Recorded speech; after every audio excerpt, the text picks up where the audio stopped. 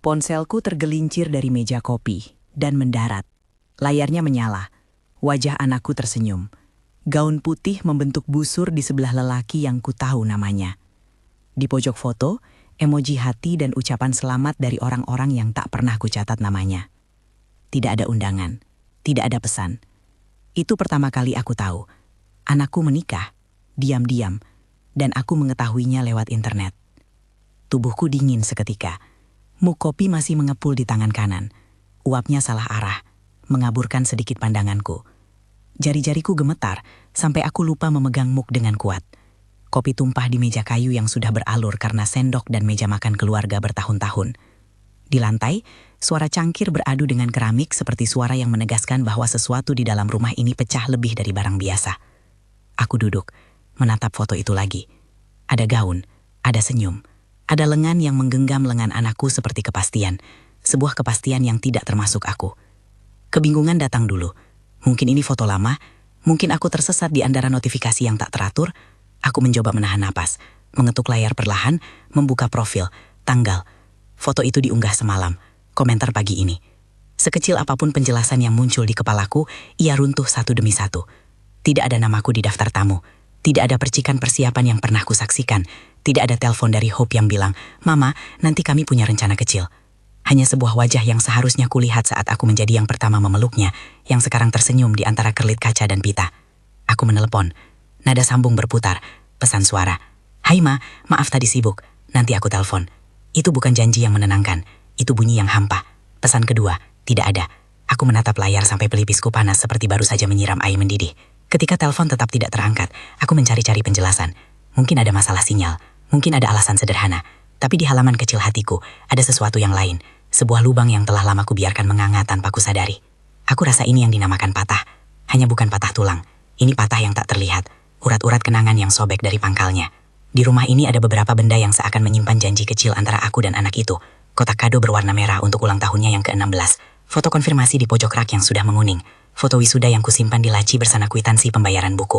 Setiap benda adalah bukti bahwa aku bukan hanya hadir. Aku mengupayakan, menahan, menabung, lebih dari yang semestinya, karena ada janji tak tertulis. "Mama, kau akan selalu jadi yang pertama." Sekarang, kata-kata itu terasa seperti kertas tipis yang ditaruh di bawah bantruk. Pernah kukira kata-kata bisa menahan beban, ternyata bisa juga luruh tercecer. Malam itu aku tidak bisa tidur. Bayangan pesta-pesta ulang tahun kecil muncul seperti film pendek. Lilin yang kususun di atas kue lapis sederhana, tawa Hope saat dia meniup lilin, gaun murah yang kubeli karena dia ingin seperti putri, dan surat-surat kecil yang kubundal rapat-rapat. Surat beasiswa, balasan dari universitas, tagihan yang kucicil. Ada juga momen-momen kecil yang tak pernah terdokumentasi.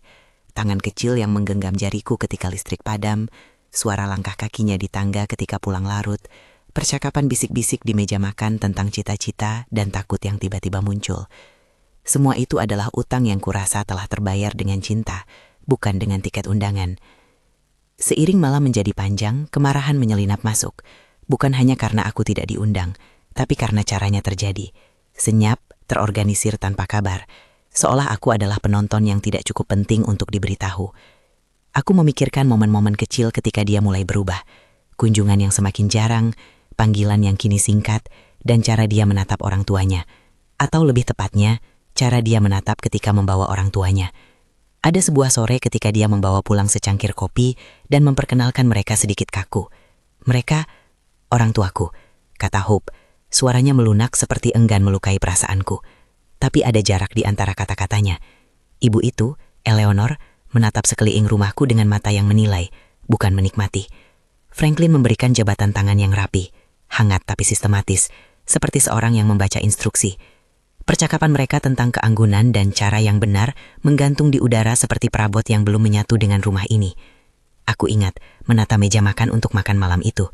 Aku memasak sup krim karena itu favorit mereka. Aku menaruh roti di atas piring, mengharapkan senyum hangat yang selalu memberi makan pada hatiku. Namun, percakapan menjadi sinis kecil-kecil, tentang pilihan teman, tentang saatnya naik kelas, tentang hal-hal yang tak kusentuh karena hati kecilku tahu mereka menimbang-nimbang nilai sosial. Hope tampak canggung, suaranya menipis, dan aku menelan rasa sakit sebanyak ku ambil sendok. Mungkin inilah awalnya. Mungkin selembar kertas kecil yang kubaca sebagai catatan bantuan adalah awal dari jarak yang makin melebar. Tapi tak ada yang kutuduh malam itu. Aku hanya menyimpan rasa itu di balik panci yang kusendoki, berharap esok akan lebih mudah. Hari-hari berikutnya menjadi seperti musim gugur yang tak pernah selesai. Dedaunan yang jatuh berlahan, setiap kunjungan menjadi lebih jarang, sapaan melalui telepon lebih formal. Aku merasakan adanya perubahan strategi. Telepon dulu ya sebelum datang, katanya suatu ketika, supaya tidak mengganggu. Aku setuju. Aku telepon. Aku menunggu. Seiring waktu, telepon dulu berubah menjadi, kami tidak bisa sekarang. Lalu, mungkin nanti. Aku menilai diriku sendiri. Apakah aku terlalu banyak menuntut? Apakah aku terlalu sering menceritakan hal-hal tentang masa lalu yang membuatnya malu? Ada ratusan pertanyaan yang tidak memohon jawaban, hanya menumpuk seperti piring kotor di bak cuci. Kemudian ada hari itu, hari ketika aku melihat foto pernikahan di layar, foto yang sama yang membuat mak kopi tumpah. Pagi itu dunia di sekitarku seakan mengalah. Ketika aku mengusap mata, aku melihat detail-detail kecil. Meja kecil dengan kue sederhana, beberapa lilin, sekelompok orang di sekeliling mereka. Remang-remang, akrab, tapi tidak ada aku. Aku membuka komentar, membaca ucapan selamat dari orang tua Devon, beberapa kolega, beberapa teman yang tidak pernah aku kenal.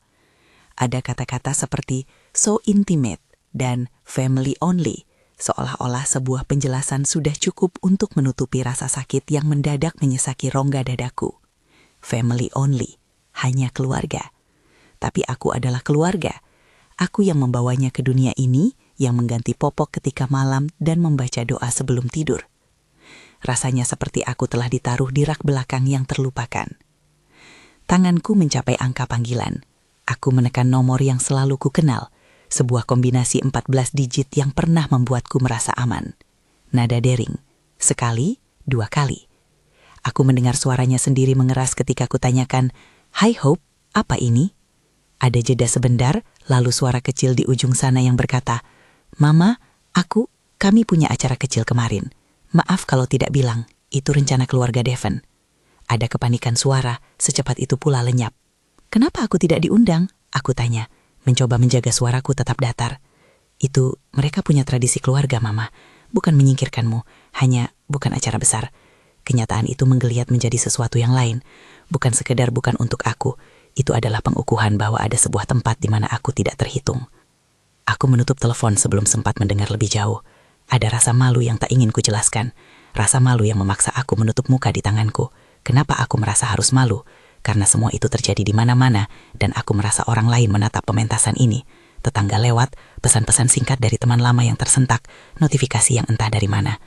Malu itu bukan hanya soal tidak diundang, itu soal janji yang hancur, soal gambaran masa depan yang kugambarkan di kepalaku dan sekarang remuk dalam layar kecil ponsel. Malam itu, aku menenggelamkan diri dalam album foto lama. Gambaran masa kecil, Hope dengan pipi tembem, kain penutup kepala untuk kostum orang tahun, sekolah dasar ketika dia menolak makanan karena ingin meniru acara televisi, dan semua momen yang kulihat sebagai deposit cinta yang kukerahkan selama bertahun-tahun. Ada kwitansi-kwitansi lama untuk kursus tambahan, ada amplop berisi simpanan kecil yang kumasukkan setiap kali mendapatkan pekerjaan tambahan. Aku menghitung bukan karena angka itu bisa mengembalikan peristiwa, tetapi karena aku ingin mengukur apa yang telah kulakukan. Apakah jumlahnya cukup untuk menahan perpisahan yang tiba-tiba ini? Jumlah itu tak banyak, tapi cukup untuk memberi satu rumah kecil yang selalu kau kerjakan agar tidak memberatkan anak perempuanmu. Sekarang aku bertanya, untuk siapa aku menabung semua ini? Untuk masa pensiun yang mulia? Atau untuk hadiah di hari pernikahannya yang seharusnya membuatnya memandang ke arahku dengan mata penuh terima kasih? Dalam kepalaku, dialog dengan diri sendiri mengalun. Apa yang salah dengan dirimu? Mengapa kau merasa dikhianati? Lalu aku menatap foto-foto itu dan menjawab sendiri. Karena aku mengira kita punya kontrak tidak tertulis. Kontrak yang kupikir melindungi kami dari kerasnya dunia. Kontrak yang mengatakan bahwa anak tidak akan menambah luka di punggung orang tua yang telah menahan badai untuknya. Realitas menamparku. Hidup tidak pernah menahan pada kontrak tak tertulis. Orang-orang berubah, dan kadang mereka memilih jalan yang mendesak mereka untuk meniadakan bagian dari masa lalu. Beberapa hari berlalu seperti kabut. Aku tidak siap untuk konfrontasi besar. Aku juga belum siap berdamai. Aku memilah barang-barang kecil dari lemari langit-langit. Ada beberapa gaun kecil yang pernah dikenakan Hope ketika kecil. Surat cinta remaja yang kusimpan karena ingin mengingat betapa manusiawi dia dulu. Sebuah pita yang kupakai saat menjadi penopang acara sekolahnya. Aku menaruh semuanya di kotak kardus, bukan untuk membuang, melainkan untuk memberi ruang di rumahku sendiri. Sebuah tindakan simbolis, kali pertama di antara ratusan yang lain. Aku berpikir, jika dia ingin menata hidupnya tanpa tempatku, mungkin aku juga perlu menata rumahku tanpa semua prasangka lama. Suatu sore teleponku berdering, suara yang kukenal tiba-tiba membuat dadaku terasa hangat. Clara? Suara itu berasal dari Anti Rosa, saudari dari pihak ibuku, seorang yang runduk lembut namun tegas. Aku bisa merasakan nasihatnya seperti sapu lembut. Aku dengar kabar, ia berkata tanpa basa-basi. Kata-katanya sederhana, kamu harus jaga dirimu nak. Aku menelan rembukku. Sejenak aku ingin menangis, ingin mengadu, ingin memaki. Semua itu bergabung menjadi satu rantai kata yang tak bisa kusampaikan. Aku hanya berkata, aku tahu. Dia menumpahkan beberapa hal yang tenang. Kadang anak memilih cara yang tak kita mengerti. Tapi itu bukan alasan untuk kehilangan harga dirimu. Ingat, ada hidup yang menunggumu juga. Aku tahu betapa ribuan perhatian kecil yang ia berikan itu penting. Ia, yang melihatku dari sudut pandang keluarga, tahu bahwa aku bukan hanya kesepian. Aku marah karena kenyataan tidak sesuai harapan. Jangan biarkan rasa sakit ini menentukan sisa hidupmu. Lanjutnya, kamu sudah memberikan apa yang bisa kamu berikan. Kalau mereka memilih jalan lain, itu pilihan mereka. Pilihlah yang membuatmu tetap bermartabat. Nasihat itu bagai sengatan yang juga menenangkan. Kata-katanya menumbuhkan sesuatu di dadaku yang tak kuingat pernah tumbuh. Sebuah rasa kemungkinan, bukan pembalasan, bukan kemarahan yang mematikan. Sebuah kemungkinan bahwa hidupku tak harus berhenti di satu penolakan. Mungkin aku bisa memilih untuk menjalani hidup yang lama kucita-citakan untuknya, tetapi kali ini untuk diriku sendiri, bukan sebagai barang penukar pengakuan, melainkan sebagai hadiah untuk diri yang masih berdiri. Keesokan paginya, aku tidur sedikit, bangun lebih awal, dan mengambil sebuah daftar yang sudah lama kusiapkan secara samar-samar di benak. Periksa tabungan, hubungi bank, hanya untuk memahami apa yang bisa kulakukan. Bicara pada pengacara, hanya untuk memastikan nama-nama di kertas terakhir kurapi. Lihat opsi tempat tinggal bagi yang butuh komunitas yang ramah bagi orang tua. Kata-kata komunitas itu terasa asing pada awalnya. Aku membayangkan panti dengan lorong steril. Tapi orang yang kusebut sebagai Anti Rosa menggambarkan tempat yang berbeda. Ruang-ruang kecil hangat, kelas menari, perpustakaan kecil, orang-orang yang duduk di teras minum teh sambil berbicara tentang buku. Ia menyebut nama sebuah tempat, Legacy at Peachtree. Aku belum pernah ke sana, tapi namanya menggetarkan sesuatu seperti janji. Bukan tempat akhir, melainkan awal yang dirancang. Sebelum aku sempat mencerna lebih jauh, aku menaruh nota kecil di meja. Buku kue, surat terpenting, foto, dan aku mulai melakukan hal-hal praktis yang selama minggu-minggu terakhir terasa seperti mimpi kabur. Menonton saldo tabungan di layar bangku, angka yang cukup untuk membuatku merasa lega meski tidak flamboyan. Mengeluarkan beberapa dokumen yang mungkin perlu ditata ulang, menelepon seseorang di bank, dan mendengar kalimat yang menenangkan. Kami di sini untuk membantu Bu Clara, apa yang bisa kami jelaskan? Suara bankir itu, Mr. Fernando Lawson, sopan. Ia menjawab pertanyaan-pertanyaanku dengan lambat, jelas, seperti orang yang memahami bahwa ini bukan sekedar angka, melainkan penataan hidup yang berkaitan dengan martabat. Langkah itu bukan soal uang semata, itu tentang posisi di dunia yang berubah. Aku merasa ada sesuatu yang mendesak untuk memperbaiki batasan-batasan kehidupan. Siapa yang berhak masuk ke ruang-ruang pribadi? Kapan kunjungan menjadi pengaturan? Dan bagaimana warisan yang kubayangkan akan tertata? Bukan sebagai alat menekan, tetapi sebagai bentuk perlindungan untuk masa depanku. Ketika aku menggenggam dokumen-dokumen itu, aku membayangkan sebuah surat kecil yang tidak bermaksud menjadi ancaman, hanya penjelasan. Inilah pilihanku, dan ini syarat hidupku. Tidak ada dendam di dalamnya, hanya keinginan agar sebuah rumah tak lagi menjadi tempat di mana aku menunggu izin untuk dirangkul. Tetapi di balik semua perencanaan praktis itu, ada denyut lain yang tak mudah lenyap. Ada rindu akan hubungan yang dulu hangat. Aku menulis memo untuk diri sendiri. Jangan tutup pintu, tetapkan batas. Itulah yang kukatakan pada kertas itu. Aku ingin menjaga martabatku, tetapi aku juga ingin membuka kemungkinan untuk rekonsiliasi jika ada usaha nyata, bukan sekedar undangan untuk acara kecil di sela-sela kesibukan hidup. Namun untuk saat ini, aku merasa perlu mengambil sebuah langkah yang tegas demi melindungi suasana hatiku sendiri. Malam sebelum aku pergi, keputusan itu seperti akar yang menggeliat dari tanah. Aku menatap rumahku sekali lagi. Ada aroma lemon dari pembersih yang kugunakannya tadi sore, bau lama yang membuatku merasa seolah berada di tengah ingatan yang hangat. Lampu ruang tamu menyisakan bayangan tiap foto di rak. Aku berjalan ke rak, melihat foto-foto yang kupajang. Hope di berbagai usia, aku berdiri di sampingnya dengan senyum yang tak selalu kuat tapi tulus. Aku menyentuh bingkai itu lama, sampai telapak tanganku terasa hangat. Ada kata-kata yang tak sempat kukatakan. Maaf, aku menyesal bila aku membuatmu merasa terkekang. Terima kasih untuk setiap tawa yang kau beri. Aku berharap kau menemukan kebaikan. Namun aku tahu, ucapan itu kadang tak cukup untuk membangun kembali fondasi yang patah. Saat mata menatap keluar jendela, kota sepertinya sama. Orang-orang lewat, musik dari toko sebelah, lampu jalan yang bertahan saat petang menjelang. Kehidupan berlangsung tanpa menunggu kepedihan satu orang. Itu menggangguku pada awalnya, lalu memberi ruang. Jika dunia terus berjalan, mengapa aku mesti menunggu stasiun yang tak tentu? Mengapa aku tidak menempatkan diriku di jalur yang kulengkapi sendiri? Mengambil keputusan yang membuatku merasa berharga kembali. Di sana, di ruang kecil itu, aku menulis catatan lain. Kali ini lebih praktis. Hubungi pengacara, perbaharui beberapa dokumen, cari info tentang legasi at Peachtree, panggil teman lama yang bisa menemani. Daftar ini bukan rencana balas dendam, ini rencana kelestarian. Dan ketika aku menulis, besok ke bank jam 9, ada kenyataan yang membuat dadaku mengencang, bukan karena takut, tetapi karena tekad. Keesokan paginya aku menyiapkan kopiku dengan lebih perlahan daripada biasanya. Aroma kayu manis dan kopi bubuk membentuk semacam ritus baru. Ritus yang bukan lagi menunggu kabar dari anak, tetapi menunggu kabar dari diriku sendiri. Aku mengunci pintu dengan suara yang tak lagi gemetar. Di bawah kunci itu ada beban rindu, ada juga harapan baru yang tak ingin kukeraskan di depan siapapun. Di tas, aku menyelinapkan beberapa lembar dokumen, dompet, dan sebuah foto kecil Hope saat umur 3 tahun. Foto itu kubawa bukan untuk mengusik, melainkan sebagai pengingat. Aku pergi bukan karena marah yang membakar, melainkan karena aku memilih hidup yang tak lagi menempatkanku di sudut. Saat aku menutup pintu rumah, udara pagi menyapa seperti sesuatu yang baru dilahirkan. Suara langkahku di trotoar terasa tegas. Ada burung yang berkicau, ada bau roti dari toko di pojok jalan, ada tetangga yang melambaikan tangan. Semua itu biasa, semua itu nyata. Aku berjalan ke tempat yang belum kuketahui sepenuhnya, tapi sudah kulihat peta kecilnya di benak. Bank, pengacara, sebuah komunitas bernama Legacy at Peachtree. Di benak orang lain, mungkin ini hanya berjalan ke kantor.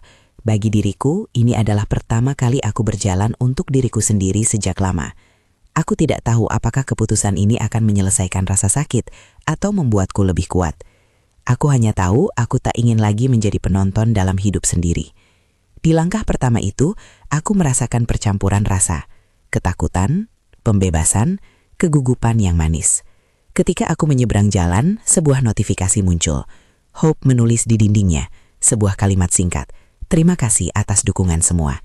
Aku berhenti sejenak, jari-jariku menekan layar, bukan untuk menghapus, bukan untuk mengomentari, hanya untuk merasakan bahwa dunia kembali berjalan.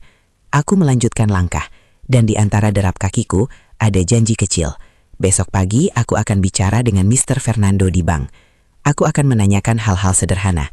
Apa yang bisa aku lakukan? Apa yang perlu kutata? Bagaimana aku bisa menjaga hidupku? Aku tidak tahu apakah itu awal dari penutupan atau pembukaan baru. Yang jelas, aku mulai bergerak. Jika cerita ini menyentuhmu, tinggalkan like atau ceritakan pengalamanmu di kolom komentar. Mungkin kita bisa saling menguatkan. Di ruang tunggu bank, kursi kulit yang dingin membuatku terjaga. Lampu-lampu rendah dan musik latar yang tenang mencuil sebagian ketegangan di dadaku. Mr. Fernando menyambut dengan senyum yang profesional tapi hangat. Bu Clara, katanya, apa yang bisa kami bantu hari ini? Aku menatap dokumenku, merapikannya sedikit. Suaraku tidak sekeras saat di rumah. Di sini ada urgensi yang praktis. Saya hanya ingin mengerti posisi saya. Aku mulai. Tidak ada yang dramatis. Hanya ingin memastikan masa depan saya aman. Ia mengangguk, menuliskan sesuatu. Nada bicaranya membuat pertanyaan-pertanyaanku terasa wajar, bukan egois. Pembicaraan itu tidak cepat. Aku menanyakan hal-hal yang sederhana. Pengaturan rekening, opsi pembayaran otomatis untuk tagihan, opsi konsultasi untuk perencanaan akhir hayat. Ia memberi jawaban yang tenang, membicarakan langkah-langkah sederhana. Tidak ada istilah hukum yang rumit, hanya panduan. Di luar jendela bank, mobil lalu lalang seperti biasa. Di dalam, aku merasakan sebuah ritme baru. Tindakan kecil demi tindakan kecil, menata supaya hidupku tak lagi bergantung pada pengakuan yang tak datang. Selesai dari bank, aku berdiri di trotoar dan menatap jam. Waktu terasa agak lentur, seperti lembaran yang bisa kuselip ke dalam buku baru. Aku melakukan hal yang tak pernah kupikirkan sebelumnya. Aku mampir ke sebuah kafe kecil dan memesan sepotong roti manis. Aku duduk di dekat jendela, melihat orang-orang berlalu. Dan untuk pertama kalinya sejak melihat foto itu, aku tersenyum singkat. Bukan karena aku telah sembuh, tetapi karena aku sedang berjalan menuju sesuatu. Entah apa namanya, kebebasan, pemulihan, atau sekadar kedamaian yang tumbuh perlahan. Di akhir hari, aku pulang membawa kotak kardus yang ringan. Aku menaruhnya di sudut kamar, bukan untuk menyimpannya seumur hidup, hanya menyiapkan ruang. Ketika aku membuka lembaran kecil yang kugunakan untuk menulis daftar, ada satu catatan yang kutambah dengan huruf goresan yang tegas. Siapkan percakapan yang bermartabat jika mereka datang. Aku ingin menjaga pintu terbuka, tetapi dengan syarat, saling menghormati. Aku tidak akan kembali menjadi bayang-bayang yang menunggu selembar undangan. Malam itu aku menyalakan lampu di teras, duduk dan menatap bulan yang samar. Suara-suara malam seperti bisik, ada rasa syukur kecil yang berkembang. Syukur karena aku masih punya pilihan. Mengetahui bahwa anakku menikah tanpa mengabari adalah luka yang dalam, tetapi tahu bahwa aku masih bisa memilih jalanku sendiri, memberi kekuatan yang tak terduga. Aku tidak tahu apa yang akan terjadi saat mereka datang atau tidak datang, namun aku memilih untuk tidak membiarkan pengkhianatan kecil ini menjadi alasan untuk mengorbankan sisa hidupku. Beberapa hal belum kukatakan kepada siapapun. Bagaimana tepatnya aku merasa saat melihat mereka berpelukan di foto. Bagaimana setiap ingatan manis terasa berbaur dengan pahit. Aku menyimpan semuanya dalam sebuah kotak di dada, menutupnya perlahan. Dalam beberapa hari ke depan, aku harus membuat keputusan nyata. Apakah itu pindah? Apakah itu menata kembali warisan? Apakah itu membuka bab baru di komunitas yang mereka sebutkan? Semua opsi itu terasa terlalu besar untuk diambil dalam satu napas. Keesokan paginya, saat mentari baru menonjolkan sisi-sisi atap rumah, aku membuka laci kecil di meja rias dan mengambil sebuah amplop kuno yang berisi surat-surat lama. Di dalamnya ada sebuah catatan kecil dari Hope yang kutulis waktu ia berumur belasan. Aku akan bikin mama bangga. Hatiku mencelos. Ia pernah begitu yakin. Aku juga pernah yakin. Tapi sekarang, antara kata-kata kecil itu dan foto di layar ponsel, ada sebuah jurang yang kurasa perlu kutanggapi dengan kepala dingin dan hati yang tidak hancur. Aku menghela napas panjang, menutup amplop dan menaruhnya kembali. Langkah selanjutnya sudah menunggu di luar. Pertemuan dengan seorang pengacara untuk menata dokumen terakhirku. Kunjungan ke Legacy at Peachtree untuk melihat apakah suasana di sana benar-benar sesuai dengan kata-kata yang diucapkan Aunty Rosa. Namun sebelum aku pergi, aku menatap kembali rumah ini. Meja kayu yang penuh bekas sendok, rak buku yang berderet, foto-foto yang lama. Rumah bukan hanya tempat, ia adalah memori yang hidup. Aku tidak ingin membakarnya karena marah. Aku ingin menata isi rumah itu sehingga ia bisa menjadi ruang yang menampung kehidupan baru, baik jika itu bersama anak atau tanpa kehadirannya. Pintu depan menutup lagi, langkahku mengarah pada mobil yang menunggu. Di jok ada kotak kecil berisi beberapa foto, beberapa buku, dan sebuah sweater yang pernah dipinjam Hope saat musim dingin. Di batu nisan keputusan kecil itu, aku memegang kemudi dengan tangan yang tegap. Jalan yang kutempuh hari ini akan menentukan bagaimana sisa hari-hariku berjalan. Apakah aku akan menunggu atau justru memilih untuk hidup? Di jalan menuju kantor pengacara, aku merasa seolah mengerjakan peta yang belum pernah kukunjungi. Namun ada satu hal yang ku ketahui pasti. Aku pergi bukan karena ingin menutup pintu, melainkan agar aku bisa melihat pintu lain yang selama ini tertutup. Aku belum tahu apakah pintu itu akan mengantarkan pada rekonsiliasi. Itu bukan tujuanku sekarang. Tujuanku adalah memastikan aku bermartabat, aman, dan punya ruang untuk memilih. Ketika mobil berhenti di lampu merah, aku menatap ke cermin sisi. Ada perempuan tua dengan garis senyum yang dalam, mata yang sedikit letih namun tidak hancur. Aku menepuk dahi sedikit, seperti memberi isyarat teman sendiri. Lampu hijau menyala, mobil berjalan. Di benak muncul satu nama, Hope. Aku tidak memanggilnya sekarang. Aku hanya membiarkan namanya ada di sana, tidak diabaikan, tidak dijadikan senjata. Sore itu aku akan berbicara dengan Mr. Michael Sanders, pengacara yang direkomendasikan Aunty Rosa. Aku belum tahu kata-kata apa yang akan keluar dari mulutku. Mungkin tidak ada yang spektakuler. Mungkin hanya saya ingin memperjelas beberapa hal. Itu sudah cukup, sebuah langkah kecil menuju struktur yang lebih besar. Ketika mobil memasuki jalan yang lebih sepi, aku memikirkan tentang bagaimana hidup bisa berulang ketika seseorang lain memasang garis tegas. Aku memilih untuk tidak melukainya kembali dengan balas dendam. Balas dendam menguras energi dan kerap menutupi martabat. Sebaliknya, aku memilih sesuatu yang lebih membosankan tapi lebih kuat. Persiapan, menata hidup, mencari komunitas yang hangat, mengatur hal-hal praktis, menetapkan batas. Mungkin ini adalah bentuk keberanian yang tak riuh, pergi membangun hidup sendiri. Langit menipis menjadi jingga ketika aku menolak kembali ke rumah di jam itu. Ada pekerjaan yang harus kuselesaikan, percakapan yang harus kujalani. Tapi ada juga rasa damai kecil yang muncul, bukan damai karena luka sembuh, melainkan karena aku bergerak. Di ujung hari ketika aku menutup buku catatanku, aku menulis satu kalimat terakhir sebelum menutupnya rapat. Besok aku akan ke Legacy at Peachtree. Aku akan lihat dan aku akan tahu apakah tempat itu bisa menjadi rumah baru atau sekedar tempat untuk memulai bab berikutnya. Setelah itu, aku menyandarkan kepala di bantal dan menutup mata. Tanpa janji yang muluk, hanya satu tekad. Aku pergi esok pagi. Di pagi itu, aku pergi bertemu Mr. Michael Sanders dengan kepala yang masih setengah gelap karena mimpi-mimpi lama. Kantornya terletak di sebuah gedung tua yang harum kopi dari kafe di sebelahnya. Di ruang tunggu, kursi empuk dan rak majalah membuatnya terasa tak mengintimidasi. Mr. Sanders menerima aku dengan jabat tangan yang sopan, tidak berlebihan. "Bu Clara, saya dengar dari Rosa," katanya, menatapku sejenak sebelum menanyakan kepastian tujuan pertemuan. Aku duduk, mengeluarkan amplop berisi dokumen-dokumen yang kubawa. Percakapan kami tidak panjang, tapi cukup untuk menegaskan beberapa hal penting.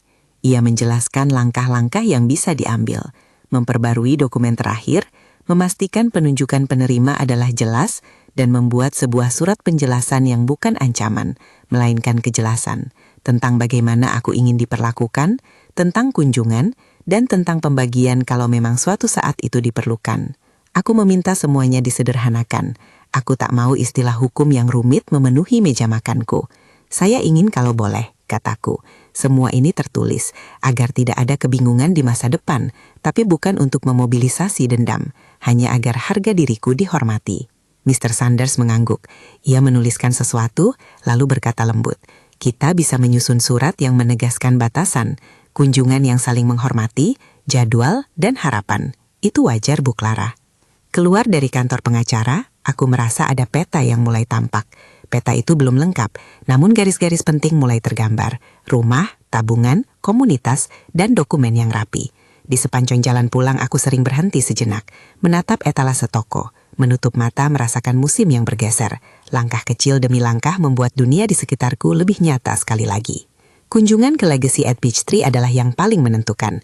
Gedungnya tidak seperti sanatorium steril yang pernah kusemprot di bayangan lama, melainkan sebuah kompleks dengan taman kecil, kursi teras yang menghadap kebun, dan lorong yang diisi lukisan-lukisan karya penghuni. Di pintu depan ada seorang resepsionis muda bernama Patricia yang menyambut dengan senyum hangat. Lasyanya panjang, sapaan ramahnya membuat jantungku sedikit tenang. "Selamat datang, Bu Clara. Kami punya tur jam 11, katanya, sambil memberikan selembar brosur kecil. Brosur itu menampilkan foto-foto kegiatan, kelas menari, perpustakaan yang nyaman, meja makan komunitas dengan piring-piring hangat. Aku ingat betapa dulu aku takut menyerah pada ide hunian bersama itu. Aku membayangkan kehilangan otonomi menjadi beban. Namun ketika seorang pegawai, bukan dokter, hanya seorang wanita bernama Mara, mengantarku mengelilingi bangunan, ia menunjukkan studio berkebun kecil, dapur komunitas yang riuh, dan ruang berkumpul di mana orang-orang duduk sambil memainkan kartu dan mengobrol. "Kami menekankan aktivitas, Bu," katanya. "Bukan hanya tinggal, tapi hidup." Di taman, seorang pria lanjut usia sedang menanam daun bawang. Ia menyapaku dengan suara serak. "Datang ikut, Bu, kita ada kelompok berkebun jam 2. Aku tersenyum dan membayangkan diriku menanam sesuatu lagi, bukan untuk orang lain, tapi untuk tangan yang pernah menggenggam sendok dan mengaduk sup dengan penuh perhatian. Keputusan pindah terasa seperti menutup pintu lama dengan perlahan, bukan merobohkannya. Aku menjual beberapa barang, meja makan yang sudah penuh bekas sendok, kursi tua yang sering kuyakini saksi tawa keluarga, dan sebagian aku sumbangkan ke gereja. Barang-barang tertentu seperti album foto dan beberapa gaun kecil kubawa ke layanan penyimpanan sementara. Ada rasa perih pada saat menyortir. Aku menemukan pita kecil yang pernah kusimpan karena kupikir akan memberinya kenangan manis. Namun ketika kupikirkan, aku tahu itu bukan untuk merusak hatinya. Itu semata-mata bagian dari perjalanan kita berdua. Beberapa benda kubungkus rapi dan kuberikan label Hope, kotak simpanan. Sisanya, yang tak lagi mengikat, kubuka pintunya bagi orang lain. Hari pindahan itu, Patricia menolong mengatur semua barang di kamar baruku. Ia menunjukkan meja kecil dekat jendela yang menghadap taman, lemari sederhana, dan sebuah rak buku kecil di mana kulihat judul-judul klasik yang pernah kusukai. Kami biasanya punya kumpul sore di lounge jam 5, ia bilang. Ayo datang, Bu. Aku menerima tawaran itu seperti menerima undangan pertama setelah lama terasing dari kehidupan.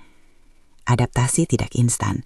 Awal-awal aku sering terjaga karena mendengar langkah-langkah baru di koridor, suara gelas, atau interaksi tetangga yang selalu terasa canggung sampai kita semua menemukan irama masing-masing.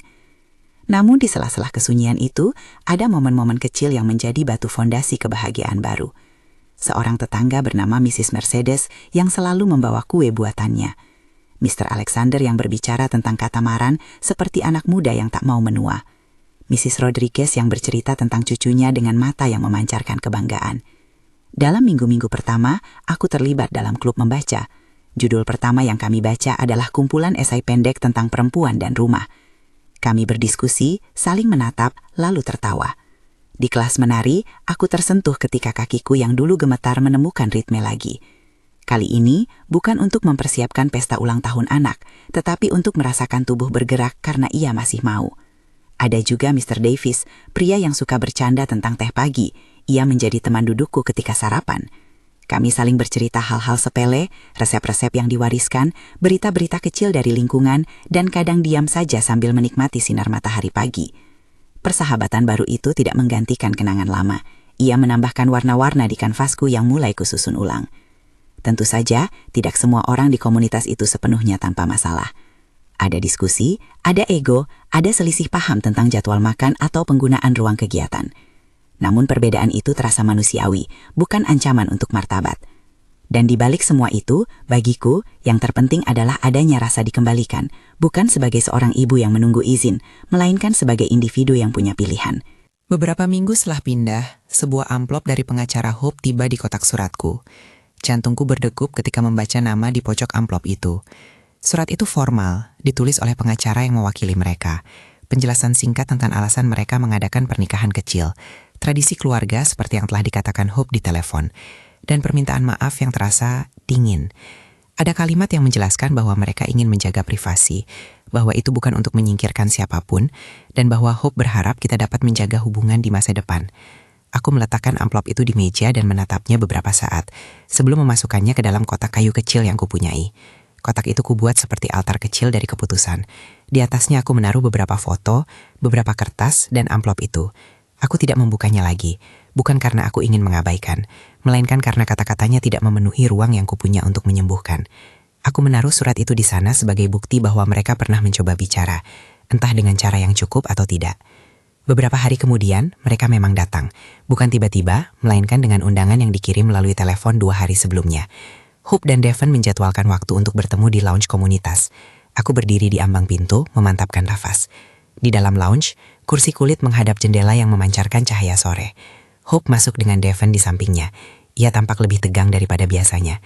Devon, dengan kemeja rapi, menatap sekeliling dengan ekspresi yang sulit kubaca. Di belakang mereka ada Eleanor dan Franklin, hadir sebagai bagian dari keluarga mereka yang mendukung.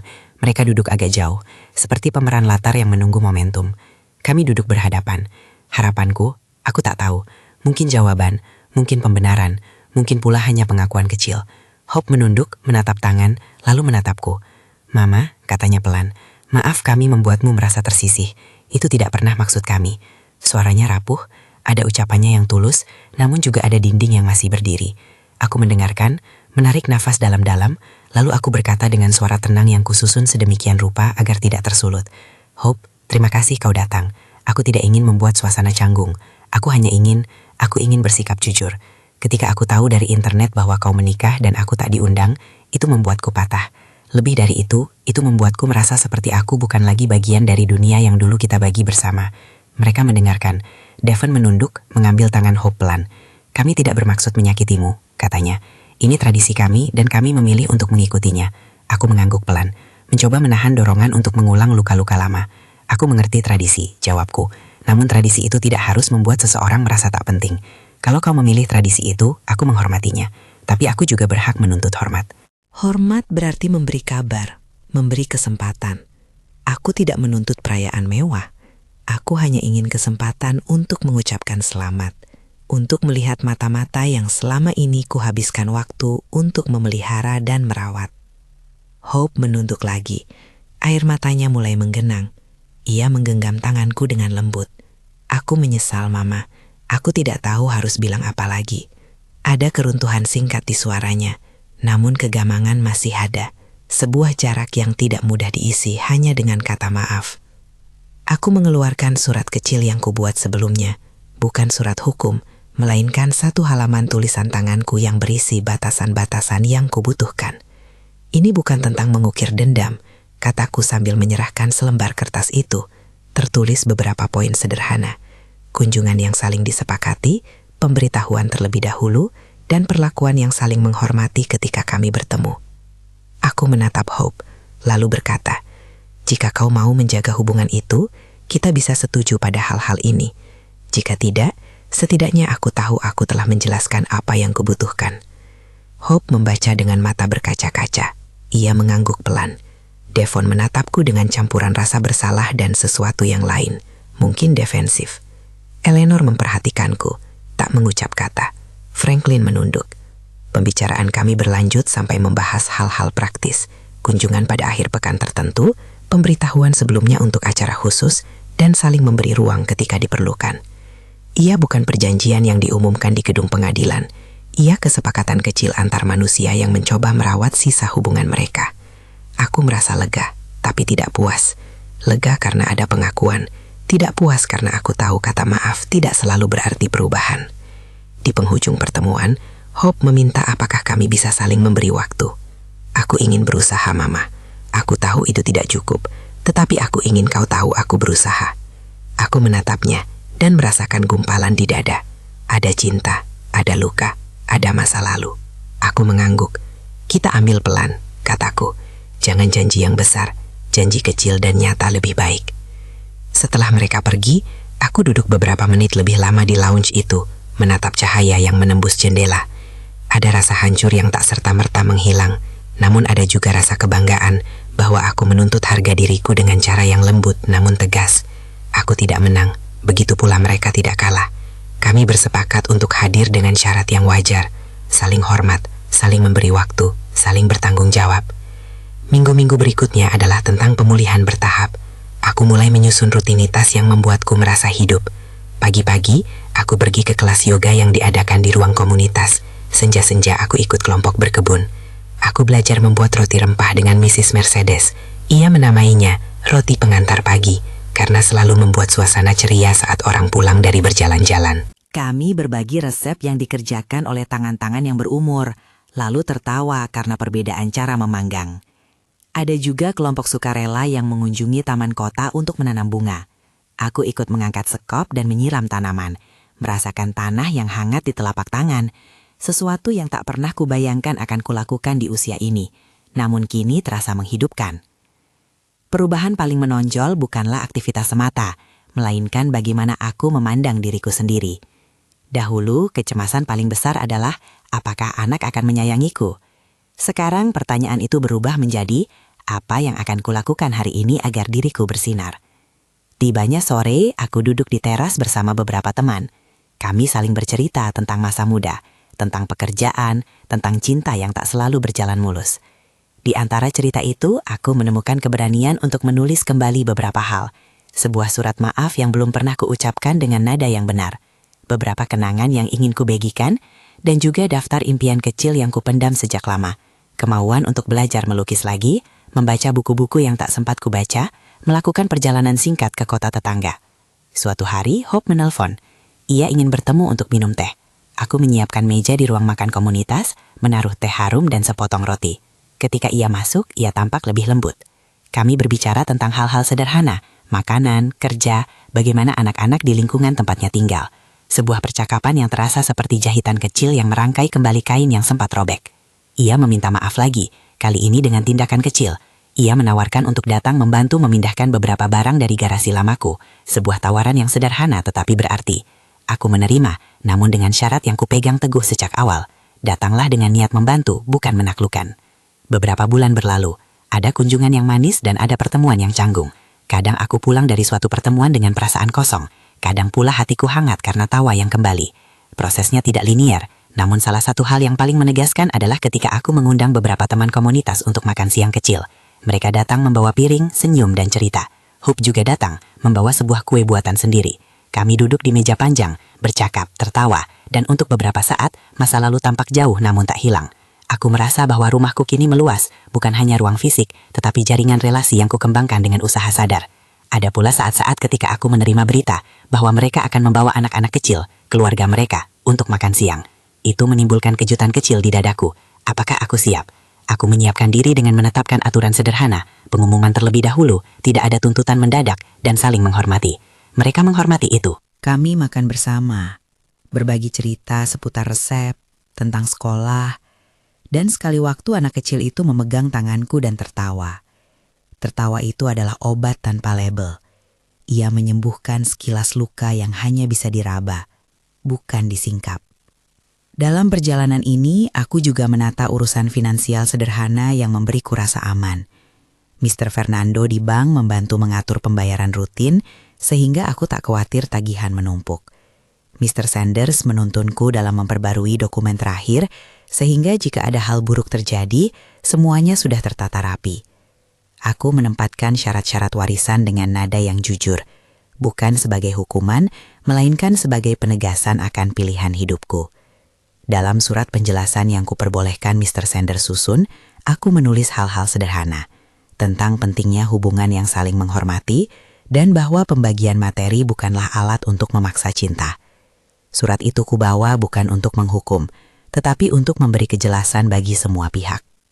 Seiring berlalunya waktu, aku menemukan suara baru dalam diriku. Suara yang menolak memperkecil diri hanya karena ada hal yang menyakiti. Suara itu mengajakku berdiri, menatap cermin, dan berkata, "Kamu layak." Kata-kata sederhana itu bukanlah mantra instan, tetapi mereka menumbuhkan kebiasaan memandang diri dengan lebih lembut. Suatu sore musim semi, kami mengadakan perayaan kecil di halaman komunitas. Ada musik ringan, meja panjang dengan makanan, dan beberapa anak kecil yang berlarian. Aku berdiri di dekat meja, menonton orang-orang saling bercakap.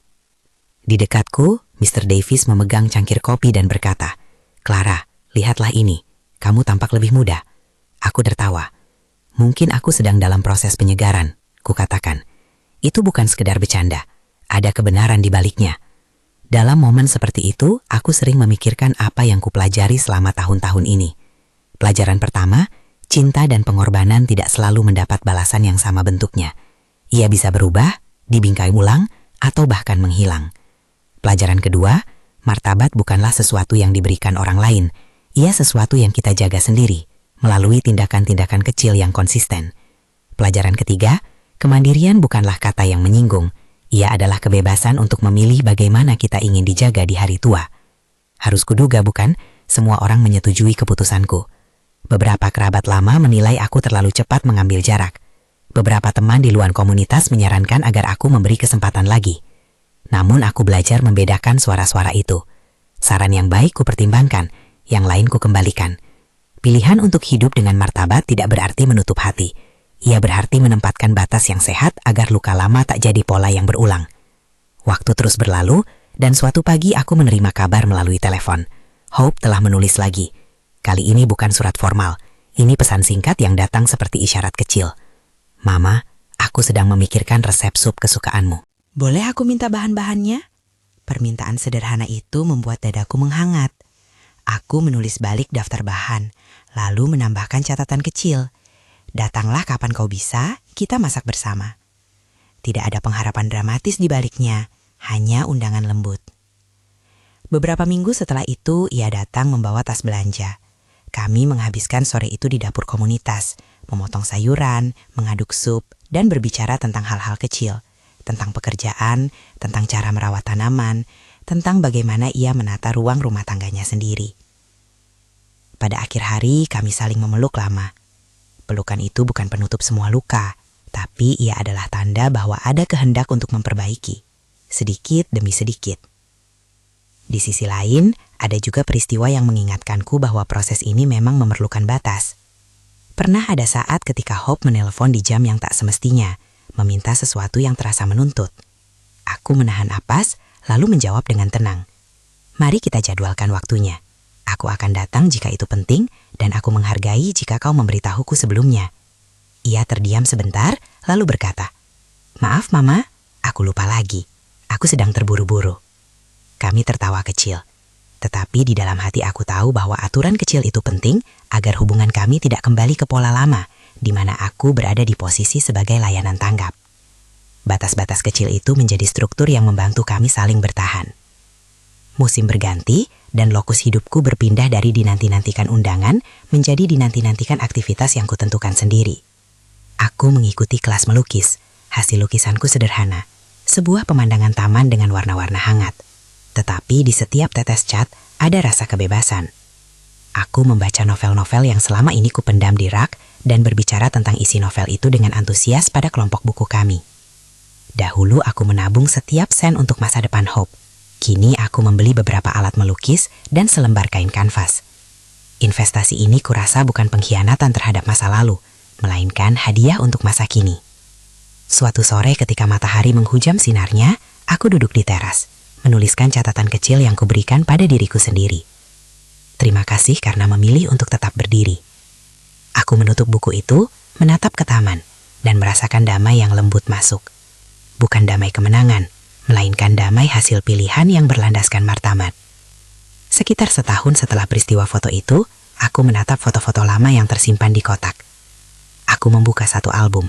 Ada gambar Hope kecil yang selalu membuatku tersenyum. Dan aku mengambil sebuah foto yang pernah kusimpan di dompetku. Hope saat usia 3, tersenyum lebar dengan kumparan rambutnya. Aku menyentuh fotonya, lalu menaruhnya kembali di atas meja. Lalu aku mengunci kotak kayu kecil yang menyimpan amplop pengacara mereka, surat-surat lama, dan beberapa benda kecil. Di dalam hatiku ada ruang untuk maaf, tetapi juga ada ruang bagi kewaspadaan. Aku memilih keduanya, berdamai, namun tak melupakan pelajaran. Hari-hari terus mengisi waktuku. Aku menemukan betapa mudahnya menata ulang prioritas ketika kita memberikan izin pada diri sendiri untuk melakukannya. Kadang aku rindu masa-masa ketika anak masih kecil, suara kecil yang menunggu pulang, dan pesta-pesta kecil yang pernah kubuat. Kerinduan itu hadir seperti angin, ia menyentuh dan berlalu. Kini, aku menjawabnya dengan menyusun meja makan untuk tamu dari komunitas, bukan untuk mencari pengakuan, melainkan untuk merayakan kebersamaan. Satu hal yang selalu kurasa penting adalah berkisah. Pada suatu sore, aku diminta berbicara singkat di pertemuan komunitas tentang pengalaman hidup, tentang kehilangan dan menemukan kembali. Aku bercerita tentang bagaimana sebuah foto bisa menghancurkan keyakinan, namun juga bagaimana sebuah keputusan untuk menjaga martabat bisa menjadi jalan keluar. Mereka mendengarkan dengan tenang, sesekali mengangguk. Ketika selesai, beberapa orang menghampiriku, memberi pelukan dan bercerita bahwa mereka juga pernah merasa ditinggalkan. Cerita-cerita kecil itu saling memantulkan cahaya. Aku tidak sendirian dalam kerumitan manusia. Di akhir narasi ini, aku ingin menegaskan beberapa hal yang kutemukan. Bahwa menjadi tua bukan berarti menyerah pada ruang yang sempit. Bahwa harga diri adalah sesuatu yang harus kita jaga, bukan hal yang pantas dikorbankan demi persetujuan orang lain. Bahwa rekonsiliasi, jika terjadi, akan menjadi proses panjang yang memerlukan usaha dari kedua belah pihak. Aku tidak menjanjikan akhir yang mulus, dan aku tidak ingin pula membuat orang lain merasa terpojok ketika mereka harus memilih antara tradisi dan perasaan keluarga. Setiap keluarga punya jalannya masing-masing. Ini hanya kisahku tentang bagaimana aku memilih tidak lagi menunggu izin untuk hidup. Kejadian itu, foto di ponsel yang ku ketahui lewat internet, adalah sebuah garis dalam hidupku yang memisahkan dua bab. Di satu sisi ada kesetiaan dan pengorbanan.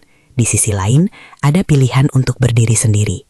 Aku mengambil pilihan kedua, bukan sebagai penolakan pada cinta yang telah kuberi, tetapi sebagai pembelaan atas martabat yang harus kuhormati. Hari-hariku di Legacy at Peachtree penuh dengan rutinitas yang menenangkan dan kegiatan yang memberi makna. Aku membuat teman baru, menata dokumen, menyiapkan surat dan ketentuan yang adil, dan membuka pintu kecil untuk hubungan yang lebih sehat dengan Hope. Kami tidak selamanya sejalan, namun ada ruang untuk perbaikan jika ada kejujuran dan usaha. Satu malam ketika aku menatap bintang-bintang kecil di atas atap, aku menulis beberapa kalimat singkat di suatu buku catatan kecil. Kamu tidak kehilangan segalanya ketika seseorang memilih jalan lain. Kamu hanya menemukan kesempatan untuk memilih jalannya sendiri. Aku menutup buku itu, lalu menaruhnya di meja samping tempat tidur. Di pagi harinya, aroma kopi dan suara tetangga yang bersiap menjalani hari mengisi ruangan. Aku menela napas, menghirup udara, dan pergi menuju aktivitas yang menunggu. Kelas menari di sore hari, berkebun di siang, dan mungkin sebuah pertemuan buku di malam. Itu bukan sekedar jadwal, ia adalah pilihan hidup yang kutekan dengan tegas. Jika kamu pernah merasa seperti aku, dihianati oleh hal-hal yang paling kita percayai, atau merasa tersisih oleh tradisi yang tak mengakomodasi semua, ketahuilah bahwa tidak ada salahnya memilih dirimu sendiri. Menetapkan batas bukanlah pengkhianatan, ia adalah cara untuk mempertahankan martabat. Hidup terus berjalan, dan kita berhak memilih bagaimana caranya kita berjalan di dalamnya. Terima kasih telah mendengarkan kisah ini sampai akhir. Kalau cerita ini menyentuhmu atau mungkin kamu punya pengalaman serupa, tuliskan di kolom komentar dari kota mana kamu berasal dan bagaimana kamu menghadapinya. Aku akan senang membaca dan belajar dari kisah kalian. Jangan lupa juga subscribe untuk cerita-cerita lain yang mengajak kita merenung dan saling menguatkan.